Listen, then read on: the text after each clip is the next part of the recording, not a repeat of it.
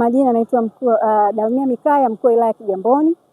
Leo tarehe 20 ya mwezi huu wa kwanza tumekuwa na siku nzuri sana. Nimefanya ziara katika shule zetu za msingi na sekondari. Lengo la ziara hii ni kuhakikisha kwamba tunakuja kukagua hali ya mapokezi ya wanafunzi katika shule zetu. Sote tunafahamu kwamba tarehe 13 ya mwezi huu wa kwanza shule zetu zote zilifunguliwa, za msingi na za sekondari. Kwa hiyo leo nimefanya ziara ya kukagua hali ya mapokezi ya wanafunzi katika shule zetu zote za sekondari na za msingi. Na lengo kuu ni kuhakikisha kwamba kuona hali ya wanafunzi kwenye mashule ipoje, hali ya miundombinu, lakini pamoja na mapokezi ya wanafunzi wale ambao wameripoti na wale ambao bado hawajaripoti katika shule zetu. Tumetembelea shule kama 5 na kukagua miundombinu. Kama utavyoona nyuma yetu hapa, yapo madawati ambayo tayari yameanza kutengenezwa. Na nitumie nafasi hii kipekee kabisa kumpongeza mkurugenzi wetu wa manispaa ya Kigamboni. Katika mwaka huu wa fedha 25/26 ameweza kutenga pesa shilingi milioni 240 kwa ajili ya kutengeneza madawati 3000.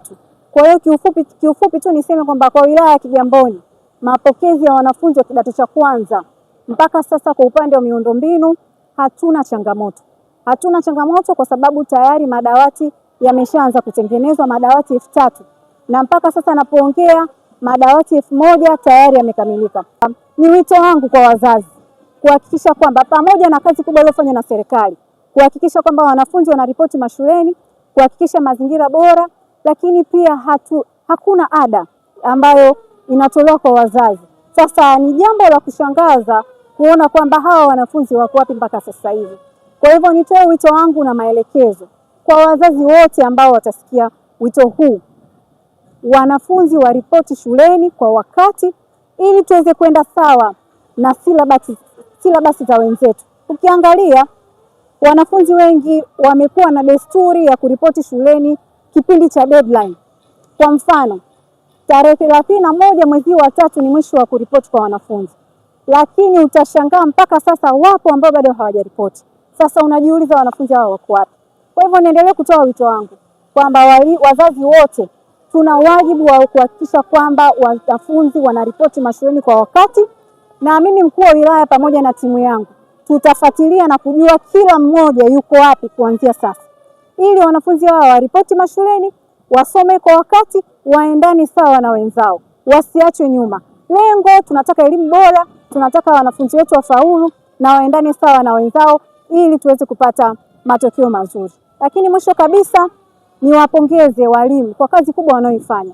Tumepita kwenye shule zetu, tumeona kwa mfano shule ya Kibeti. Tumeona ni shule nzuri ambayo hata mwaka jana katika matokeo wameongoza kwa advance, wamekuwa wa kwanza kimkoa. Kwa hiyo niendelee kutoa wito kwa walimu wetu kuendelea kuongeza jitihada na kuwajengea wanafunzi wetu mazingira bora ya kusoma ili tuendelee kuwa na elimu bora ndani ya nchi yetu ya Tanzania na ndani ya wilaya yetu ya Kigamboni. Mwalimu Fatuma Salazo, afisa elimu sekondari manispaa ya Kigamboni.